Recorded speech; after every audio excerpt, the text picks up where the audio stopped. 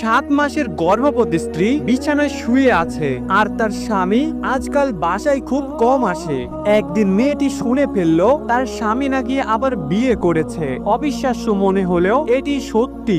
এক সন্তান আসার আগেই তার স্বামীর মন চলে গেছে আরেকজনের দিকে। মেয়েটি চুপচাপ কান্না পায়, বুক ফেটে যায়, কিন্তু সন্তানের কথা ভেবে নিজেকে শক্ত রাখে। ডেলিভারির দিন হাসপাতালে একাই আসে মেয়েটি, স্বামী কোথাও নেই। ডাক্তারের কথায় মেয়েটি কাঁপে, বাচ্চার শ্বাসকষ্ট হচ্ছে, দ্রুত ব্যবস্থা নিতে হবে। মেয়েটি চোখ বন্ধ করে শুধু বলল, আল্লাহ আমার সন্তানকে রক্ষা করো, ওকে শক্ত করে দিও, ও যেন কখনো কারো মতো না হয়। বছর খানেক পরে একদিন তার স্বামী রাস্তায় দেখে এক বাচ্চা ছেলেকে, পায়ে জুতো নেই, তবুও মুখে হাসি, আর তার পাশে একজন নারী যিনি ছিলেন একা কিন্তু মাথা উঁচু করে বাঁচে। ছেলেটি বুঝতে পারে সে যা ছুঁড়ে ফেলেছিল সেটাই ছিল তার জীবনের সবচেয়ে মূল্যবান রত্ন। বন্ধুরা,